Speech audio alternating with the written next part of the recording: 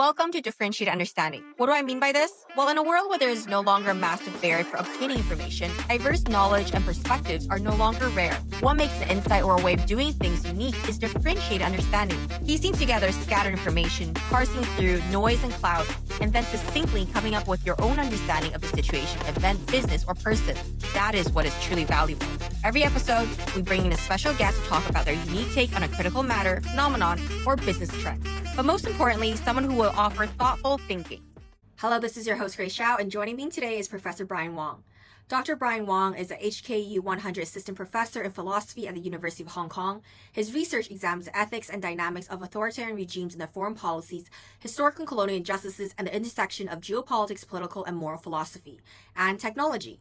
At HKU, he serves as a fellow at the Center on Contemporary China and the World, sits on the steering committee for the Hong Kong Ethics Lab, and advises the interdisciplinary dynamics, ethics, AI, and society at the Institute of Data Science.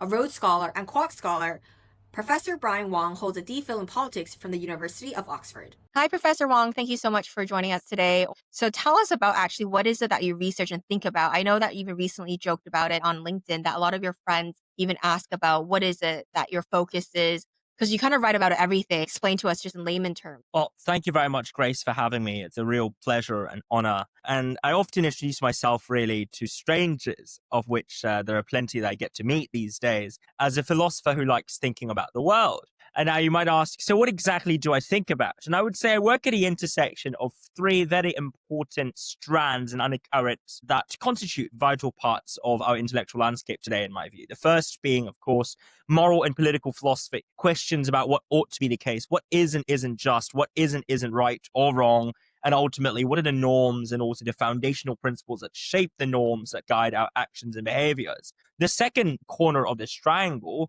is the rise of nascent technologies, right? And that includes, but is not limited to, artificial intelligence per se, but also more broadly speaking, genetic engineering, transformations in terms of transhumanist modifications and cyborgification, and modifications to our bodies. And more generally speaking, really, these exciting, but also equally scary changes to the frontiers of possibilities as to what we can and can't do within a context of production and also economies at large. And that is where, of course, digitalization and what it means to be human in an era of AI-enabled automation comes into play. And the final corner of this triangle is geopolitics. And this is a topic that I'm personally really excited to talk about in general, because for far too long, political scientists like myself, or, at the very least, those trained in political science, I don't dare call myself a scientist per se, but those of us who are trained in the political sciences are often told, come on, what you study has no relevance to the real world, right? Business is business. Finance is finance. Spreadsheets are spreadsheets. Forget about all that you've learned in the corridors, as venerated and as wonderful as they may be, of Oxford and Cambridge, and let's just focus on making money. Why did you bother studying political science? I get asked quite often. And to that, I'd say, well, actually, finally, this is a time for a comeback. For those of us who did specialize in geopolitics, I think this is an era where increasingly we cannot separate geopolitics and domestic politics from business, from finance and economics at large. And so my work really examines the intersection of these three corners that falls within this triangle. And I know you actually do work beyond teaching and your research at HKU as well. Last time when we met in person, I actually even I witnessed one of your fans come up to you at lunch. Could you tell us a little bit about the work outside of academia as well? Yeah, for sure. So I guess just very quickly before I do that, though, I want to just offer a very quick bird's eye view survey of the work I am doing right now within academia. And that is, I've got three ongoing projects. The first looks at the normative stakes, including responsibilities and rights and agency of citizens living under authoritarian regimes. And I'm intrigued in particular by the extent to which analytic political philosophy has historically neglected, almost too conveniently, contexts and countries that do not conform with a very narrowly stipulated range of criteria concerning sound or barely ideal governance according to these theorists. So they, if you look at John Rawls' conception of a well-ordered society, or even the sort of minimalist sense of justice that Michael Walzer writes about, very often the kinds of countries and societies that most Western theorists engage with tend to be modeled after an ideal type and an idealized version of, America or Anglo-American democracies at large. And I sort of say, well, that's not how a majority of the world works, right? Rightly or wrongly, for the better or worse. So I'm intrigued by the stakes involved and also how individual citizens relate with their governments, right, within these non-democratic contexts. And secondly, I've also got a project that's been ongoing for the past couple of years, actually, on which I've just got a freshly published book on the moral debt, and that is the moral debt account of reparative justice, in explaining the responsibilities accrued and possessed by present generations in relation to past wrongdoings, whether it be the transatlantic slavery, genocides, mass murders, totalitarian and authoritarian subjugation and oppression of peoples, and more generally speaking, of course, economic colonialism and resource extraction and rentier capitalism as well. These are contexts in which I'm fascinated by the reparative responsibilities of contemporary generations. And finally, of course, the political and social significance and effects of AI. And I suspect it is on this prong that we're going to focus more of our discussion today and energy on, really. And here I'm in particular intrigued and also fascinated by ways of unpacking, how AI affects the value of work and also the manifestation of both unemployment and underemployment, okay, in our societies. And what are the ethical implications of such unemployment if it is the result? Or as I would often argue, I don't think the actual issue and the crux of the problem lies with unemployment per se, but instead is with the rise of subpar or low quality, unfulfilling, unsatisfactory jobs in which individuals would find themselves underemployed, okay? And how then should governments and corporations and education and civil society institutions and actors react to these problems? Now, beyond academia, I am also an advisor and an advocate. So I would say these are the three A's, or the three hats of A's I wear: academic, advisor, and advocate. As an advisor, I work with multinational corporations, hedge funds, family offices, and also, of course, a number of think tanks, and helping them understand really how Chinese foreign policy and China's relationship with important parts of the world, including but not limited to the US, the European Union, and the global South. How exactly are these relationships evolving as we speak? And I try my very best to present, in my view, perhaps not necessarily the most popular or sellable or commercializable view of China, and that is one that is neither unequivocally affirmative or embracing of China's rise, but nor, of course, nor the kind of scaremongering and hysteria that we sadly often read and see these days across vast swathes of quote unquote Western media, which is, by the way, a term I hate using myself, because I often see it's being used to demonize good journalists doing great work out there, representing, of course, Western institutions in virtue of the work and the identities they have there. But that doesn't therefore mean that they are biased or skewed against China. It's just that, unfortunately, we're living in a very binary and polarized discursive environment. And that's also why, as an advisor, I see as my duty and mandate really to inject perhaps more complications into the dialogue and debate about China. And the final hat I wear is I'm an advocate, right? And I make I don't disguise the fact that, so the writings and the videos and the views I put out there are genuinely what I want to see happen in the world. I'm not just a describer. I'm not just merely an interpreter or a sort of historian per se. I make active efforts to advocate certain positions. So, for instance, in relation to China's foreign policy, I repeatedly noted that the kind of wolf warrior, mouth-frothing bellicosity that was on display between 2019 and 2024, that was super counterproductive. That didn't win China any friends or respect, It just made China look and come across as, brusque and in many ways, not a particularly a pleasant partner to work with, which is a shame because it undersold a lot of the virtues and strengths that China actually had economically and technologically. But on the other hand, I also don't mince my words when I criticize what I see as happening today as a retreat, as a withdrawal of America from its long-standing position as an important shaper and rule setter within international multilateral institutions. I make no mistake here. I do not disguise at all my sort of apprehension, right, about the kind of vacuum that would inevitably leave the world with. Yeah, I think that it is not a sort of foregone conclusion, right, that the world is going to trend towards a more benign form of polarity and more benign form of decentralization. It could very well be that as America retreats, we don't see the rise of any single country that can fill the shoes that it is now vacating, and we therefore end up with, indeed, yes, a more multipolar, but also by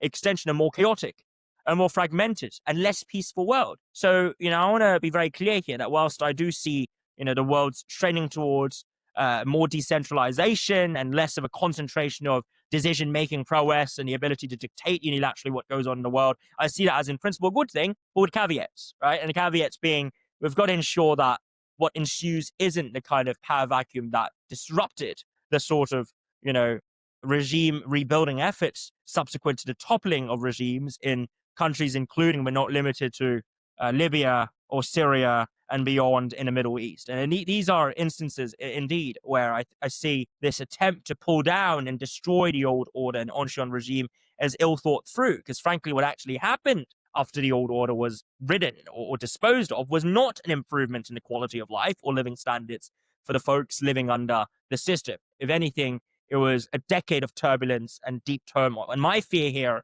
is I'm going to see something very similar play out globally.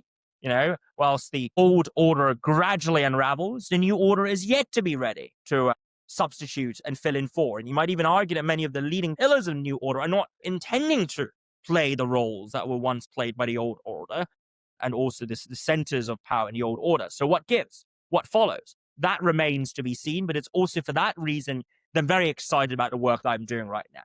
There's a lot of things that interest you, but today I think for the sake of the podcast, we're going to double click on two topics and an intersection of that, which is what you mentioned, AI and China diplomacy. And I think we'll start with Chinese tech diplomacy. I know that you've spent a lot of your time dedicated studying China's foreign policy, you mentioned, and its political economy, its relationship with the rest of APAC. I know that you travel to Southeast Asia very regularly, meeting with business leaders, political leaders. So just at a high level, could we just look at how China's approaching its relationship with Southeast Asia, with South Asia, and even a bit, about the rest of the world in terms of the tech and AI technology advancement as well as deployment plan right now? One of the most influential theorists around Chinese President Xi Jinping is also currently the number 4 on the standing committee, a gentleman named Wang. He was previously, the sort of chief ideological advisor in a previous version of the standing committee. And that's the 19th Party Congress standing committee, so to speak, amongst the 7. And now he's been moved to chair the CPPC, a core instrument of the United Front. Wang Kuning's diagnosis of the reasons for which the Soviet Union lost the Cold War, but also the reasons for which America prevailed, or was about to prevail in the Cold War, as he wrote when he published that book, America Against America, based on his trips and travels to America and his time spent there. His main conclusion was as follows: whoever wielded and possessed the access and control over the most advanced forms of technological productivity will thus come to survive, when push comes to shove, a zero-sum geopolitical rivalry. And as it turned out, in the second half of the 20th century, despite all that the Soviet Union poured into military and defense and security investments in the space race as well, it was not enough because of the institutional defects that rendered this sort of, top-down, in many ways, you could say balkanized somewhat by the elites, but still top-down driven system, far too ossified and far too inefficient to compete effectively with the Americans. And so the Soviet Union lost the tech race and by extension, the Cold War. What this observation raised by Hunying, the reason why it's relevant rather, is because I think it highlights exactly why the incumbent leadership in Beijing places so much of an emphasis upon technological development and sophistication. Because to possess the most advanced forms of productivity, 最先进的生产力, the quasi-Marxist set of nomenclature there, is integral and a necessary condition, even if it's not sufficient, in winning a geopolitical rivalry. And that is exactly why we read, a lot of the party documents ever since the 19th Party Congress, then 20th Party Congress. More recently, on a more granular level, the State Council publication, or what the State Council came up with around a month ago concerning AI plus, right? And the importance of having essentially AI percolation and also uptake across a wide range of sectors. The key thrust there is centered around ensuring that China stands at the forefront and leads the world when it comes to AI application and adoption. But the complication here, of course, lies in the fact that no man is an island. Even for an economy as powerful and large and vast as China, it remains dependent upon many other small and medium economies for various core ingredients, and constituents of its various technological supply chains. Right? And for more on this, we can double click on, for instance, Ed Fishman's choke points and also Chris Miller's Chip Wars. These are books that quite eloquently and exhaustively detail, reasons for which no country is an island, or rather no country can go it alone, except, of course, increasingly over the past 7 years, as triggered and sparked by the US-China trade war. The Chinese leadership has come to the conclusion that self-sufficiency is not optional. Self-sufficiency is a must. And this resolve is in turn amplified by policies, including but not limited to the Science and Chips Act, or Chips and Science Act, rather, in 2022, and also the AI diffusion rule that was introduced earlier this year, then rolled back by Trump's administration just a couple of months ago. So self-sufficiency is seen as a non-negotiable, paramount priority. And yet achieving that requires pragmatism. And this is where I think the Chinese state, again, has long exhibited a very distinctive character and profile from its Soviet counterpart. And that is the CPC is far more flexible, pragmatic, and also outcome-oriented than it's very much ideologically didactic, especially under Brezhnev and under Stalin, the Soviet Union, so to speak, during the Cold War.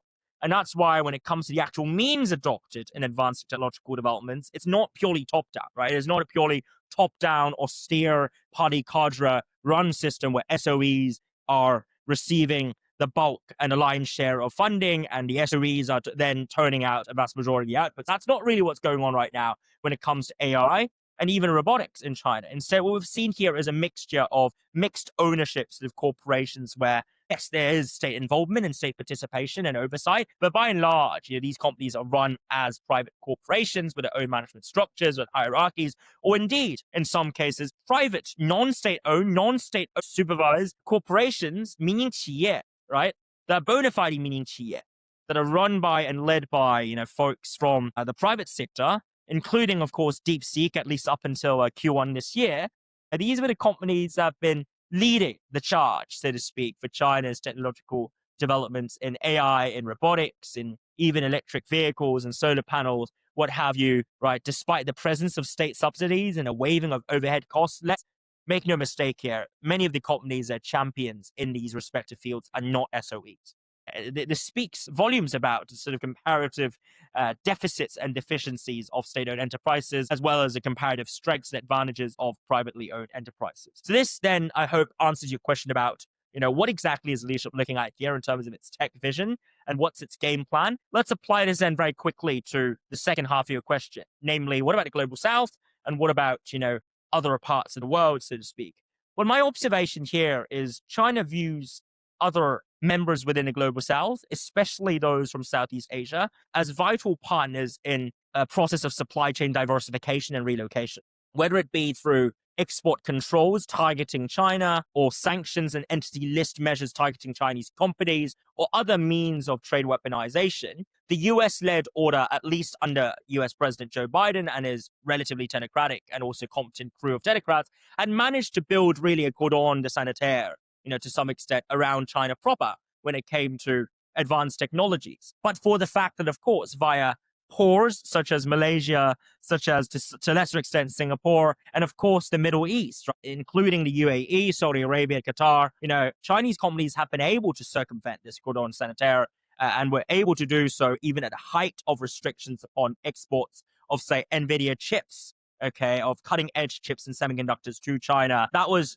something that between 2022 and 2024, Chinese companies were able to circumvent these restrictions by resorting to third-party intermediaries, by resorting to gray areas of re-exports and re-imports. And now that we have Trump back in the White House and a clear relaxation and rollback of a lot of these restrictions, some might say, oh, surely the Chinese companies should be breathing a sigh of relief. But I would say, honestly, I think they're at this point quite numb. They're numb due to two reasons. One, because Trump could always vacillate and flip-flop and say, I'm going to reimpose these restrictions. So there's no guarantee that these restrictions have been genuinely rolled back for good. But secondly, and perhaps more importantly, there's also, ironically, a trust deficit now on a part of Chinese companies vis-a-vis many of these American producers. Hence why you see Jensen's NVIDIA coming under a lot of pressure and also flack over recent weeks as Chinese companies and netizens and commentators, in part perhaps actually endorsed tacitly by the state, are saying, who's to say that these chips, right, these sort of relaxed exporting or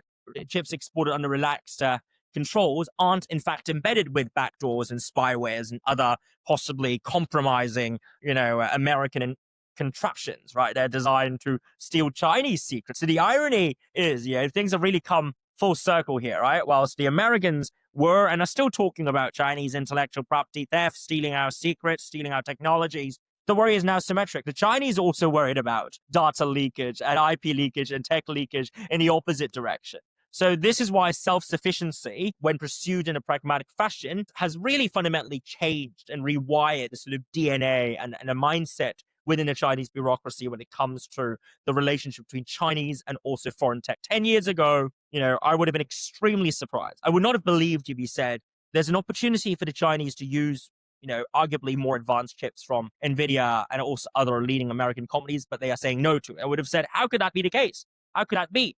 And yet today, there's increasingly a heightened sense of cognizance amongst policymakers, amongst companies, but also folks who are dealing with the Chinese ecosystem, that China has more choices and that China can indeed make choices. And that these choices would in turn allow the Chinese ecosystem to start building up its own set of norms and rules and institutions and approaches to AI development and governance that could very well differ from the West's approach to some extent, and that the Chinese would be happy to see adopted and embraced by trading partners and also collaborators in the Gulf, in ASEAN, in Latin America, and vast swathes of the global north, if not south, if not beyond. So that's really my assessment of the current state of play. I think I'm just going to double click on that because you did mention a few things. One is, China is trying to deploy their own set of AI policies and guidelines. And that's something we saw just recently at the WAIC. I don't know if you win or not today, this year in Shanghai. Something couldn't make it. Uh, Something else yeah, going I on. couldn't make it this year, the World Artificial Intelligence Conference, the largest in China. So the government essentially is one of the major sponsors of the conference, and they rolled out a series of policies embracing open source, really advocating for deploying Chinese AI technology to the global south, as you mentioned earlier. On the other hand, we are seeing the US AI action plan seemingly taking a more protectionist attitude and approach. How do you kind of view that? I guess you kind of touched on that a little bit, but what do you even see as, is the narrative of China versus the US in an arms race even productive? Because I know that you've been a long advocate for US-China business cooperation. How do you see this playing out in the tech and AI space now? I think there's a lot of interesting substance to unpack in that question. My first observation is to say that the Chinese and the Americans ultimately, thinking about very different sets of risks when it comes to AI. And that perhaps reflects more upon how rapidly and also, asymmetrically focused the sort of Silicon Valley and VC scene has been in general on the West Coast when it comes to AI priorities and AI risks, and more about that than on the Chinese government. Because if you read the latest sort of AI action plan from the Chinese government and also, of course, the WAIC readout, many of the risks highlighted there are pretty, anodyne in the sense that you and I can talk about them, would probably think, yeah, these are pretty sensible challenges that would not appear out of place if they were included, say, as a part of a report on AI risks and also AI dangers 10 years ago. Hallucination, deception, manipulation, privacy, algorithmic injustice, and biases. All of that would probably have been around the lexicon of AI scientists and ethicists 8 to 9 years ago.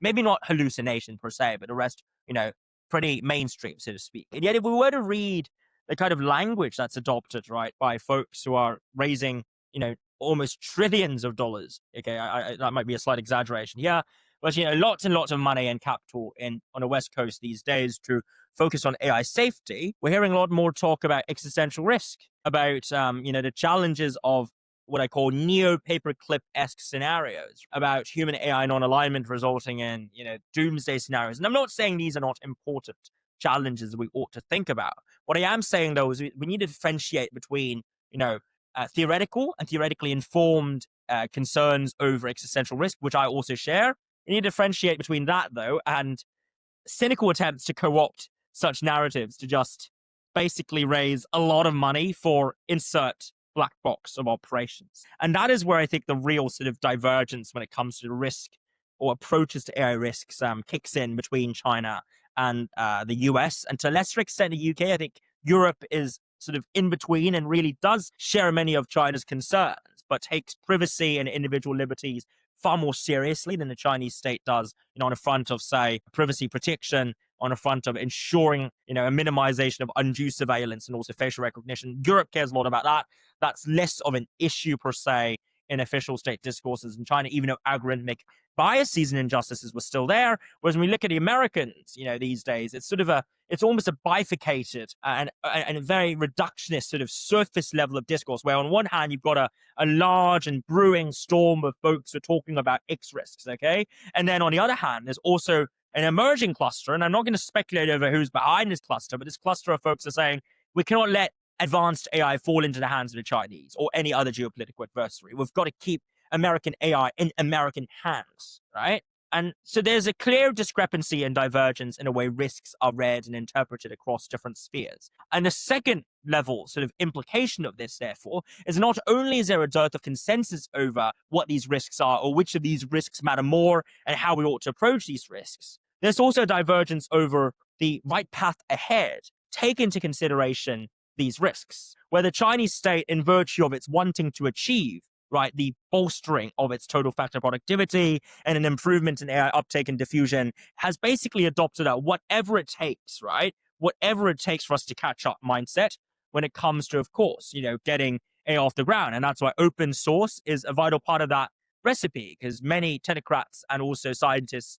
have made the argument quite compellingly within the system that, look, you've got to allow for more bottom-up ingenuity. You can't have a didactically top-down imposed sort of approach where you control for all the parameters and weights and assign bureaucrats to look after each and every one of these models and developmental projects. That just ain't going to work. So ironically, the Chinese are embracing bottom-up, sort of organicity as a means of achieving top-down objectives. And on the flip side, right, for all the talk of America being a super free market, super small government doesn't touch anything, it's all just private actors, what we're instead seeing is what I call a replication of the Huawei model. And that is, whilst Huawei had historically been a company that had managed to, co-opt elements of the Chinese state apparatus and turn them into extensions of their own corporate sort of hierarchy and embedding themselves successfully within the state to the point where the Chinese state cannot say, Huawei, we can get rid of you. They can't get rid of Huawei because Huawei is so deeply and intricately intertwined with the Chinese state apparatus. Similar dynamic is unfolding today between many of the most powerful and dominant AI players in both Texas and California. And here I'm referring, of course, to companies that are involved in selling arms that are enabled and enhanced with AI, that are selling surveillance systems to the Pentagon that are deeply, deeply embedded within the sort of State Department, Pentagon, and also NSC, the national security apparatus, sort of complex, right? And in these instances, what we've in fact seen is that despite the claim that America is a free market, small government, no interference, the state is heavily involved in giving and issuing huge contracts to these service providers, to these AI stakeholders and corporations who benefit from, of course, the sustaining of the ties between them and the American state. So therefore, in contrast, whilst nominally there's openness, whilst nominally there's supposed to be transparency, in practice, closed source AI development and also the concentration and asymmetrical skewing of resources towards a handful of actors, that is now the norm of the American AI ecosystem.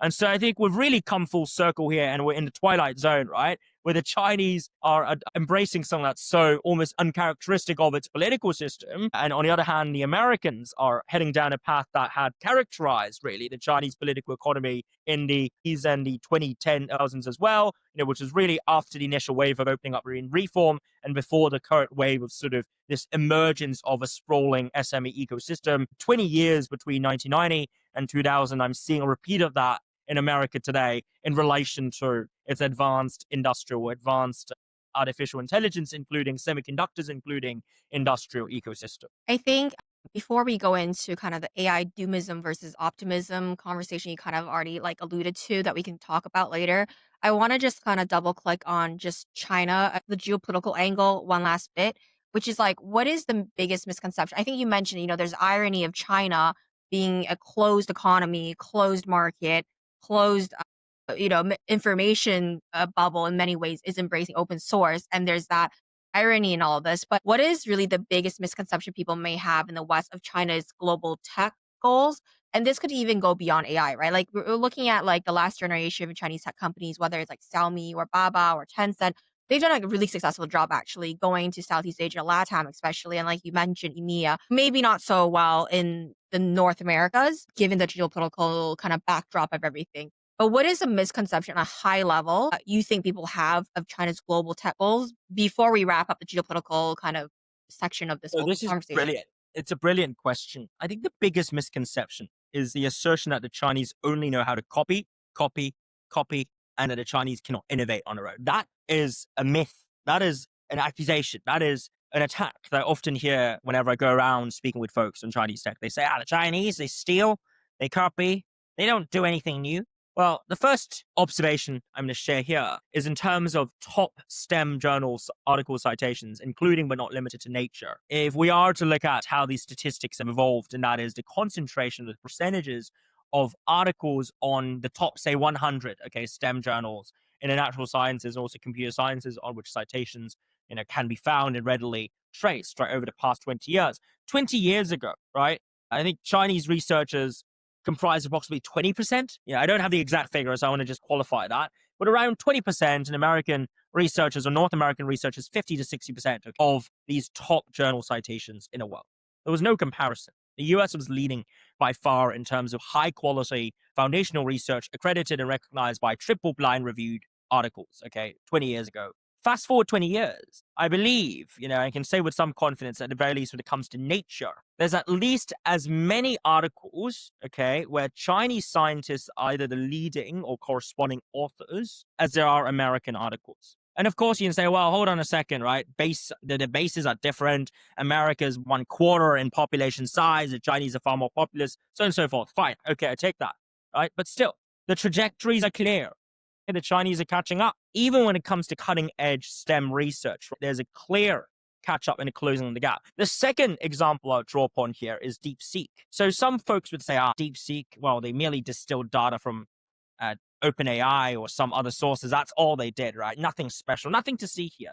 But you've got to recognize that DeepSeek was largely operating under pretty incredible constraints, right? Especially if we are to grant that the chip export controls were at least somewhat effective in restricting the access to the most cutting edge chips. And even if these restrictions were porous, I just don't buy the argument that all of the chips on which the training was done was advanced NVIDIA, the most cutting edge NVIDIA chips, full stop. That's just implausible given both how costly, right, the smuggling of that would have been, and the fact that DeepSeek was unlikely to have had the immense volumes of capital and liquidity, even despite a very successful quant trading gig going on and fueling it, to purchase all of these brilliant chips to get its development going. So what really happened there, in my view, was an optimizing of algorithmic efficiency and an attempt to minimize the amount of unnecessary waste, the kind of waste that's almost analogizable with, yours truly, right? If I were to try and bake a cake, I just put together these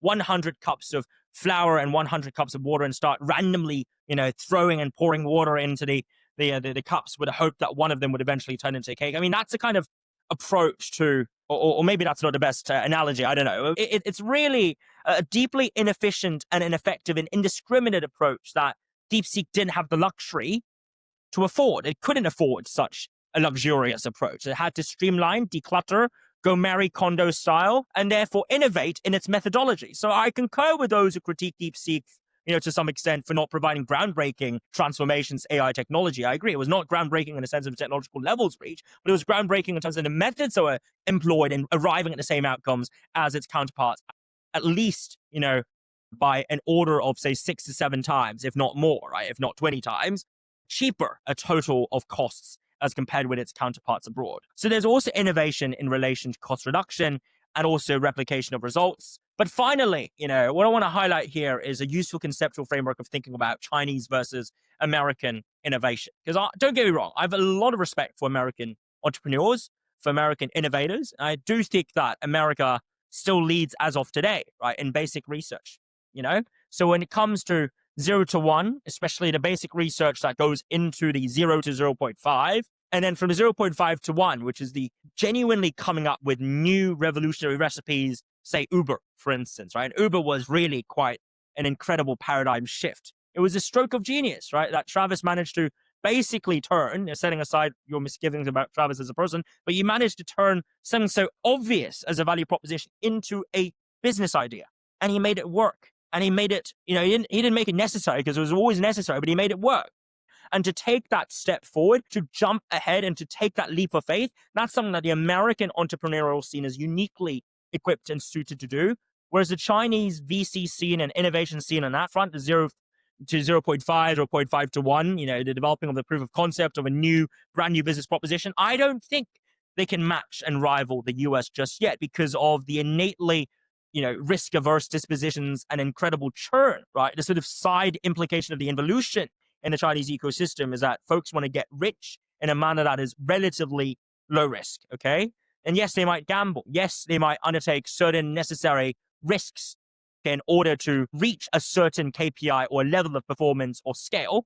But the prerequisite is the idea must be shown to have worked somewhere else. So for instance, if you look at Alibaba, right, it's a classic case in point. Alibaba was inspired by, to some extent, the Yellow Pages model in the US, then took that and that applied to the Chinese context, realized that Yellow Pages didn't quite work, but then there was a pivot, right? There was a pivot away from just conventional B2B to B2C, right? And that was what really allowed Alibaba to take off as a distinctive value proposition and model. So therefore, what I'm saying here is whilst American companies may still lead in the 0 to 1 stage of the innovation curve, when it comes to the 1 to 10,000, right, or 1 to 100 and 100 to 10,000, not just in terms of the scaling of manufacturing and the economies of scale, but also the creative means by which non-price-based differentiation has happened, has unfolded in terms of service platforms, right? If you don't believe me, just look at how, Tengxun and Meituan, Pinduoduo, and also, Alibaba, how each and every one of them is trying to come up with qualitative perks to differentiate themselves from the competitors. And then you'll realize and see for yourselves that it's not just a price-based sort of who's going to provide the cheapest service and the most value for money offering there. It's also about the quality of goods and offer. These are all instances where innovation has been applied and has indeed been developed in relation to the 1, to 10,000 transformation. And therefore, in short, I don't think the Chinese just copy, and copy. They draw inspiration, they modify, they adapt, they climatize, and ensure that this idea can take roots, at least in the Chinese ecosystem. And I would always say this, if your company can make it big in China, you may not necessarily make it big elsewhere, but at the very least, what you've earned there is a right to claim survival and a right to survive and an ability to survive in foreign markets. Why? Because if all else fails, you can always fall back on the operations and the scale you already have domestically as a base. Now, of course, that assumption is facing, to some extent, a pressure from the involutionary phenomenon that we now observe in certain sectors, including food delivery, courier services, and whatnot. And the involution trend is forcing a lot of companies to 出海,就是不出海, right? That's a saying that folks now often hear bandied around meaning you either go out or you go home, okay? And I think there is a grain of truth to that. But at the very least, what we can say here is if your company has what it takes to survive in China, whether it be an MNC or a China, homegrown Chinese corporation, then chances are you've got what it takes to, survive some pretty tough conditions in foreign markets. Right? Unless, of course, the challenge there is exogenous, for instance, political or ideological or cultural. And these are, of course, hurdles and obstacles that Chinese companies have to overcome. Because frankly, I don't think Chinese enterprises, or a vast majority of them just yet, understand the art of winning over hearts and minds. And it's not just about the product quality or the price in those cases. It's also about branding, also about corporate culture, also about relationship between one and the critical stakeholders on the ground, so to speak, including, of course, politically influential stakeholders within these new and foreign markets. So I think one thing that really stood out to me is you saying that, people even to this day still believe that the Chinese technology is following a copying kind of formula. Whereas even to your point, Uber, as an example, Uber's CEO said himself when Uber went into China, I believe in the mid 2010s, they couldn't compete in the sense that even though they were the founders or the creators of this model, he said, Didi was able to copy, then innovate. Quite literally, he said, quote, and innovate much faster, iterate much faster, and execute much faster. So to your point, the last generation of tech companies, many of them did do that, like copy, then innovate and scale much faster and wiser, or at least cheaper than a lot of American counterparts. But I think, again, to your point about DeepSeek is It's an engineering breakthrough, and it's not just DeepSeek itself. We're seeing it with Moonshot and various other Yes. AI startups right now. And this new generation entrepreneurs born in the 80s and 90s have a completely different mentality instead of making a quick buck, right? I remember you posted about this on your LinkedIn recently. How do you really view that going forward? Just taking a step back from all the geopolitical talk we had earlier, just on AI and how AI might affect us as a society. Absolutely. I'm excited to a very large extent by the enhancements to labor productivity in a large number of sectors as a result of a widespread adoption and also embracing of AI. Whether it be in terms of protein folding, I mean, the Nobel Prize last year in chemistry was awarded, right, to two computer biologists and computational biologists, and also one gentleman who specializes extensively in unpacking the intricacies of model-based genetic modeling and simulation. And ultimately, the three of them collectively contributed towards, of course, AlphaFold. And that is the third in the Alpha series by Google DeepMind, which has played and will continue to play an important role in vaccine development, in drug discovery, and also other miscellaneous usages of, say, biological reagents, right, to help, say, break down plastic waste, for instance. This is incredible. Then there's also the usage of AI for infrastructural planning, energy grid optimization. Again, incredible and instrumental even in our fight against climate change and reducing carbon emissions overall. And finally, for individual workers, I've seen firsthand how, junior entry level folks who know how to use AI in corporations have managed to significantly improve their own productivity. But a question, of course, remains, right? And it's an open question. At what point will they eventually be replaced altogether, such that we don't actually need analysts or, associates even, whether it be in consultancy firms or in iBanks, to do all the entry level work, because now we've got AI and the partners can just, draw upon AI and say, put together this deck for me, put together this predictive model for me, put together this pitch for me, okay, without necessarily needing manpower for it. So that's the trepidation I have, so to speak. But don't get me wrong, I'm excited, right, about the productivity gains and increases thanks to AI. So I'm not a sort of AI doomer and gloomer, despite, my writing sometimes giving off that impression. But here's a reason why I am still very concerned. And I'm only getting increasingly more and more concerned as time goes by, as I fear we are reacting with complacency. We're reacting with naivete. We're reacting with willful ignorance about the possible downsides and the detriments of AI across several fronts. Firstly, on unemployment, I'm concerned about AI's being able to substitute for either significant swathes of, or at the very least, if not significant swathes, then sufficiently great range of human activities to the point where existing workers, even if they are not to lose their jobs, would find themselves in very precarious employment conditions. And that is to say, sure, maybe we still need an analyst or two in a consultancy firm, but when it comes to consulting SMEs, okay, or small and medium consulting firms and businesses, there really isn't that much of an impetus and pipeline-oriented case to hire 10 or 20 fresh grads from college. And all you need, therefore, in those instances is maybe one fresh college hire plus a very sophisticated AI model that helps you assemble PPTs, put together pitch decks, and also take into account basically the concerns of the client by transcribing what the client says. And you can use that. You literally use, there's a software that I'm not going to name here because that's going to be seen as product placement, but there's a software that you can use on Zoom to transcribe everything that's said, to summarize, to condense, and to basically turn meeting conversations into minutes. And that was done, right? This was achieved 2 years ago. It's nothing new. It's not a rocket science that I'd write home about, right? And the fact of the matter is, the impacts on jobs already felt across a number of sectors over the past couple of years. But a recent research that was discussed and published a while ago, okay, basically said that when it comes to, the most AI susceptible sectors, these include, by the way, ICT sectors and also select legal service industries, and also programming, ironically, right?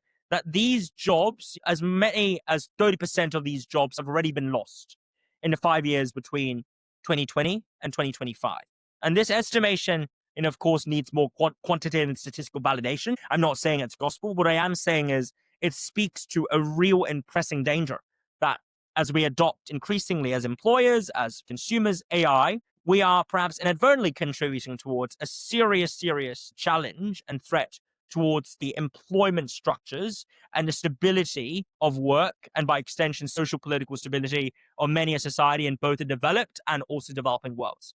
That is prong number one that I'm concerned about. The second prong, though, which I think is even less discussed in the status quo, because to the extent there is attention paid to this matter, it's often sucked up by unemployment as a banner term.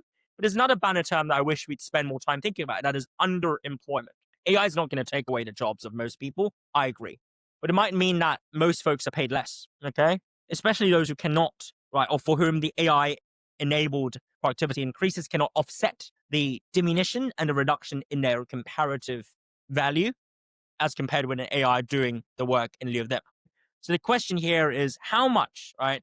To what extent should we think and believe that the improvement in productivity, say there's a delta and call that delta 1, that outweighs the delta 2, which is a delta 2 being, essentially how much more expensive it is to hire a human worker in lieu of deploying an AI to get this exact same job done. So we're basically betting on delta 1 outweighing delta 2 to justify, the maintenance of current wages and potentially an increase in wages paid to said worker. And that is, we're operating on a presumption that wages are, commensurate with or correlated with marginal productivity of labor, which, by the way, is also itself a controversial assumption. But today, I guess we'll park the economics discussion, labor economics and theory chat aside for now. So these are really two prongs of the problem that I'm concerned about from an economic point of view.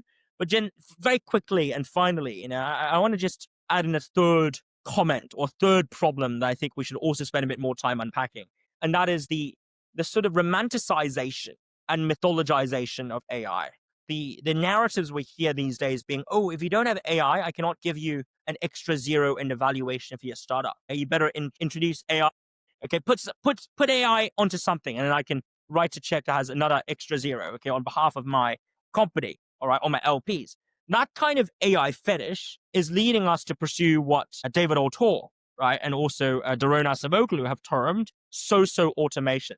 And in fact, Acemoglu and Johnson write about this extensively, and so does Carl Benedict Frey in their respective books on AI, right? And Power and Progress was one of my favorite reads over the past couple of years because it spoke to the fact that ultimately, whether or not individuals lose out, who loses out, who gains from AI, okay, or from automation at large, but specifically AI-enabled automation, these are deeply political questions that are determined by political structures. They're not value neutral. They are not natural facts. They are instead what results from essentially political choices by powerful actors in positions of economic wherewithal, political influence, and also social status and standing. So yes, a UBI might be on the table in theory. Yes, there might be a world where everyone all gets to say, I don't need to work anymore and just do whatever I want and still earn a basic salary. That is in theory possible. But that cannot be invoked as an adequate response to folks who are worried about underemployment and unemployment, because there's no guarantee that the future would in fact yield a world where UBI is adopted. What if UBI becomes CBI, conditional basic income, conditional upon certain conditions that the poorest of the poor can never reach or meet? Or what if alternatively the introduction of UBI distorts incentives and drags productivity down to the point where we don't have enough money to pay everyone? So I'm, again, very much sympathetic in principle to the idea of a UBI, but I'm skeptical of its political viability and also of its actual substantive feasibility when implemented. And that, I guess, sort of explains why I don't think problems of unemployment can be so easily mitigated through the introduction of policy measures. I think it's really interesting. You touch on something beyond just the headlines of layoffs and potential, like you said, unemployment. The real issue could be like underemployment. And actually, on that topic, I just want to kind of circle back to your role as an educator, actually. So where I think a lot of people are worried, like, what does it really mean? Because in many ways, what we're seeing right now is, like you said, AI tools and AI productivity tools, especially, are really essentially eliminating junior staff or new fresh grads roles in white collar jobs. Let's be honest, right? Like what we're talking about right now, the automation is very much like you said, making PowerPoints, building DCF models, like writing basic drafts for press releases, whatever it is, right? This is not like someone can take over a plumber's job or electrician's job or a technician's job right now. Humanoid robotics and that side of things is Robotics nowhere as is close not to AI. sophistication, right? It's nowhere as sophisticated as where we're seeing with Gen AI right now. So therefore, let's just like kind of conclude this, on this topic. And I just really want to kind of double click on this, which is like, what is the view from academia right now? Because I know there's conversation about, oh, like people are like some professors or teachers are denying AI tools in the classroom, which in many ways, honestly, it seems a bit counterproductive as well, because it's not like these students are not going to use it and you're actually not equipping them for the future, right? On the other hand, how do you actually allow students to rely on this, research to rely on this? Is this reliable? How do you teach students right now, right? Like you as an educator, how do you view this, and how does your academic circle view AI being adopted right Great question. Well, the truth of the matter is, firstly, there's no well-formulated view. Well, there's no well-formulated consensus because there's an insufficient critical mass of well-formulated views as of today. I don't think academia as a whole, to the extent we can generalize about it, is particularly, especially in the humanities and social sciences, I don't think academia is catching on to AI in a real meaningful and substantive sense, right? Sure, everyone's talking about AI. So if you were to click on to any sort of respectable university's postgrad taught master's offerings, 70, 80, 90 master's courses in AI. Everything in the classroom has to do with AI. Books coming out AI, research is AI. And that's totally fine. That's great. I'm glad that folks are thinking about and willing to invest time and energy and attention to AI. And in fact, I count myself as amongst a sort of brigade of newcomers to AI who have found, AI an interesting subject of study. But what I would loathe to posit, and I would loathe to claim, is I'm an expert on AI. I'm not an expert on AI, right? I'm learning computer science and learning symbolic, sort of systems and all of these intricate interactions between machine learning and philosophy. I'm learning as I speak with you today, Grace. I'm not an expert on AI per se. But at the very least I could do is confess to that as opposed to saying, I'm an expert in everything. But what we instead see is there's a lot of talk, but not enough knowledge about AI within academia, let alone policymakers or politicians or bureaucrats, let alone the rest of society. And even the academics, supposedly the smart bunch, although I would put an asterisk and also question mark on that in brackets, supposedly a smart bunch, the smartest bunch of our fellow brethren, right, can't wrap their heads around something beyond just talking about it, very much sort of buzzword-esque lenses, through buzzword-esque lenses, then how could we ensure that our educators are equipped to educate the next generations on AI? So that is an exasperative claim. I'm exasperated by the status quo. The second one I would note, though, is we have to teach and we have to learn ourselves first, and we have to teach and work with our students, not in a sort of pedantic, you listen to me, I'm right, I'm always right, but in a more dialogical and fluid fashion, precisely because of how nascent AI is as a field in mainstream consensus, even though, of course, according to Russell and Norvig, it's been around forever. But supposedly, at the very least, right, we are all learning. Feeling the stones as we cross the river, and we have to ensure that our students are equipped in it as opposed to shielding them from it. Why? Because just as we need to, as parents, right, teach our children about the birds and the bees, well, I think academics should also teach their own students about AI, because there's no hiding and running away from the birds and the bees when push comes to shove, and the same could be said of AI. So I know this analogy between sex ed and AI ed is very bizarre, but trust me, I've thought long and hard about this, and I actually think it makes sense. Just as we cannot stop teenagers who are, whatever reasons, doing teenage things, we also can't stop folks from using AI for their own ends and pursuits. So the least we could do is to say, here are some guiding principles. We're not going to didactically shove them down your throat. We want you to learn and also figure out your own path accordingly. But these are pointers we can share with you. And this set of best practices, this set of guiding principles is something that higher education institutions are desperately needing to devise. And I believe the most visionary ones are the ones that are actively pouring resources and investing human capital and time and energy and political capital as well into developing. Finally, Yeah. here's Sorry. my philosophical muse, right, and quip on this matter. We cannot hold back the river. We may as well flow with it. That's the key. No, We can't hold back. I So love that. let's Yeah. swim as opposed to drown in the river. Okay? If it's a tsunami, then the least we could do is to have, at the very least, enough of a flotsam built up around us that we can hang on to. Okay? And indeed, eventually build a sort of ship or boat such that we can sail in a tsunami as opposed to drowning under the deluge. That, I think, is key. Yeah, because you can't deny that these tools already exist and they're only going to get more and more They're there. advanced. So They're there. You can't they're, stop they're folks there, from- right? It's so Yeah. important. And to teach the dexterity how to use them. I actually heard a really interesting story about, I think, a teacher out in, I think in the US, and I can't remember exactly the anecdote, but basically the teacher said, everyone go home, use AI all you want, write this essay, blah, blah, blah, right? Come back. All the students thought that was the end of the assignment. She actually embraced it. And what she said was, okay, now you've done your work with AI. Now counter this. And can you argue against it? So it's using the tool to advance the students' research abilities and reach, Yeah. but actually still teaching them critical thinking and the ability to kind of think for themselves. I think we'll have to see that in higher education for sure. Right now, a lot of universities are still denying the use of it, but realistically, how can you really detect that, right? Anyway, enough about that. I do want to wrap up this interview. Thank you so much for your time today. I think there's two questions I have for you. One is actually on the topic of Hong Kong. We're both here. I think Hong Kong is such a special place. I've moved around a lot in Asia. I've lived in Beijing, Shanghai, Singapore, and now Hong Kong. Settled down here. It's beautiful. It has the financial center. It's a culture center. It's an economic center. And I know you are very proud of being a Hong Konger as well. And you've advocated for its role, a political and economic role in the region, as well as its relationship to mainland China. I want to hear from you. What do you think of Hong Kong now as we go forward, seeing more and more Chinese and Chinese tech and AI companies going global, as we mentioned? Many of them are choosing to go public in Hong Kong. Actually, just with Unitree announcing this yesterday that they will potentially list in Hong Kong in Q4. How do you view Hong Kong's role going forward? And that's number one. And then number two, I have a fun question for you later. Hong Kong, let's make no mistake here. Hong Kong is indeed a part of China, and it is indeed a Chinese city, but it is not just any other Chinese city. Because the moment it became sort of indistinguishable from Shenzhen or Shanghai or any other mainland city, as tier one and top notch as they may be, is a moment when not just Hong Kong as a city, but the entirety of China as a country suffers, okay? Because Hong Kong's value lies in its uniqueness and distinctiveness, its ability to preserve a common law-based rule of law, its ability to have freely convertible currency with the absence of capital controls, allowing for movement into and out of Hong Kong, low taxes, capitalist economic logic, and ultimately a distinctive and almost instinctive, sense of bilingualism and also multiculturalism. Hopefully one day it will be a truly multilingual city where folks like our counterparts and friends in Singapore and Malaysia could speak more than 2 languages, but 3 languages fluently, if not natively.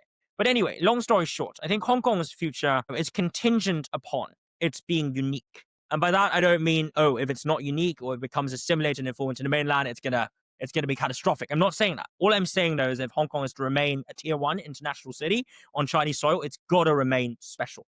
With that said, I remain cautiously optimistic about Hong Kong's ability to play a role within the sort of global AI game. I'm not going to use race because I find that sort of zero-sum logic. I find zero-sum logic wrong and fallacious. I'm going to say in this AI game, in a global AI landscape game, Hong Kong does have several critical functions. One, as a talent cradle. We have got 5 out of the 100 top universities per the QS rankings. Say whatever you will about rankings per se. Of course, there might be inflation, gaming, whatever, but the 5 out of top 100 QS universities are from and situated in Hong Kong. That gives us immense potential to serve as a talent cradle, to nurture and to raise students, postgrads, postdocs, who can then go off into Shenzhen and the rest of the GBA and also Hangzhou and even other parts of China to do whatever they want in pursuing their dreams. And indeed, let's not forget that some of the most successful sort of tech startups and entrepreneurial endeavors, in China over the past 10 years have come from individuals who'd harnessed their skills and honed their craft here in Hong Kong, whether that be a DJI or SenseTime, And I'm not saying that these companies are perfect. I'm just saying that these companies were founded by individuals who were closely involved and embedded within the Hong Kong ecosystem at some point before they moved back to the mainland. So that's the first observation I'll note. We need to double down on that. Not only should we attract and train, the creme de la creme from the mainland, we should also seek to get talents coming through from ASEAN, Southeast Asia, Central Asia, even Latin America and the Gulf, to provide the cradle and stepping stone for these talents to, grow into their own stride and to eventually become comfortable pioneers in their own right. Second function we have, as you hinted at just then, Grace, is financing. And that is where I think there's a lot of room for growth in Hong Kong's fledgling VC scene. We certainly have some impressive players, in the local markets and ecosystem here, but I think there's much more room for this scene to grow in virtue of basically relaxation of undue regulations and more integration, actually, in a cross-boundary sense between Hong Kong and Shenzhen. When lieu of seeing Hong Kong as Hong Kong and Shenzhen as Shenzhen, I would say that in the innovation and VC ecosystem, we should really start seeing and also acting according to the maxim that Hong Kong and Shenzhen are 2 sides of the same coin. Because if you actually add together the industries and the industrial compositions of Shenzhen and Hong Kong, you put them together and you look at the breakdown and also the composition. In fact, Shenzhen's robust leads and strengths in the manufacturing sector and Hong Kong's lead in the service sector really complement each other well. The resultant economy is an economy that would be in a top 27, I believe, if it were an independent country, which of course it is not. Okay, it is not. But if it were Shenzhen and Hong Kong an independent country, it'd be in a top 30 economies, national economies in the world, right? And the entirety of the GBA combined, that's basically a top 10 economy. Okay, again, if it were indeed a nation in the world. So I think what Hong Kong could do is identify the niches and gaps that all its counterparts in the GBA cannot possibly plug and fill, and really double down on them, whether that be upstream financing for upstream R&D, downstream services and professional management and branding and salesmanship of technologies. We need to do more, because only by doubling down on these strengths can we create jobs that cannot be found elsewhere in the rest of GBA. Can we create the impetus for training Hong Kong youth to truly, when we say we want you to become STEM proficient, it's not just a buzzword or a phrase that says, hey, you've got to be STEM proficient, STEM literate. Why? Why should we, right? If I were Hong Kong youth, I'd say, why should I be literate? Why should I pursue a natural science or a computer science degree when, frankly, I can't find any jobs in Hong Kong surrounding these industries? That is a tragedy that we see today in Hong Kong, that there's only so many professional silos that folks are naturally compelled and feel pressured into pursuing the jobs and occupational pathways in. And beyond these narrowly defined silos, it's almost as if there's no real viable future. That's got to change, right? And that could be tackled as a problem by our thinking about a more means of creating upstream and downstream jobs pertaining to technology and innovation in the midsection, in which, of course, the likes of Shenzhen, Hangzhou, even Dongguan to some extent, already very much, playing a very vital role within the Chinese ecosystem. The final point to note then is governance, regulation, and ethics. And this is where I think folks like yourself, Grace, you have an incredibly important role to play. When we speak of AI and innovation and all of this sort of tech-oriented discourse, as I put it in Chinese, in a manifestation of this techno-worship, amidst this zeitgeist, what's needed is someone who can take a step back and say, hold on, is this something, I know we can do this, I know we can do this with AI, but should we do it with AI? Is it ethical for us to use AI in such a manner? Is it right for us to develop AI that tells people, oh, you want to kill yourself, then you could do it by X, Y, and Z? Is that ethical AI? Is that good AI?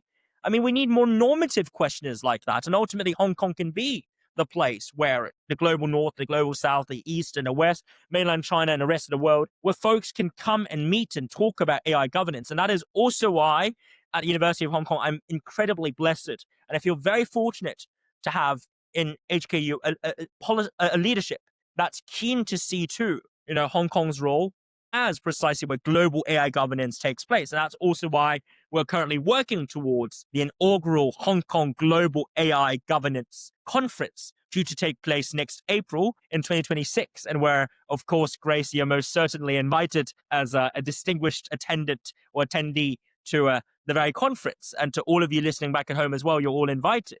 There's a reason why we're doing this here. That's because, unlike the mainland, I think there's far more openness to capital, to movement of labor and ease of access, right? And exit and entry. And of course, unlike any other city on planet Earth that's an international city per se, Hong Kong is uniquely the most Chinese international city, alongside Shanghai if you count Shanghai as well. But there's a difference and a divergence in functionalities between Shanghai and Hong Kong. Shanghai is the most international mainland city, whereas Hong Kong is the most international Chinese city and also the most Chinese international financial center. That, I think, is a crucial sticking point that we must harness here to do more on the social sides, the human, the softer but no less important aspects of AI studies. And long may this continue as a trend into the future. Thank you so much, Dr. Brian Wong.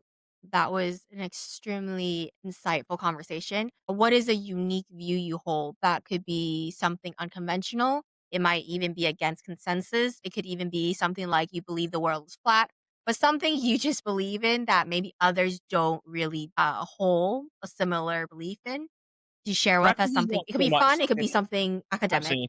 So this is not really something I think folks would disagree with. So I'm not being a contrarian when I say this, but I reckon the following is something that folks might not necessarily think that much through the terms and lenses of. And so here's my proposal. Hear me out here. In my view, in the 21st century, the global technological race and struggle, the definitive struggle, is not one between democracies and autocracies, but between those who believe that science and technology ought to be granted supremacist standing versus those who believe in the enduring importance of being human.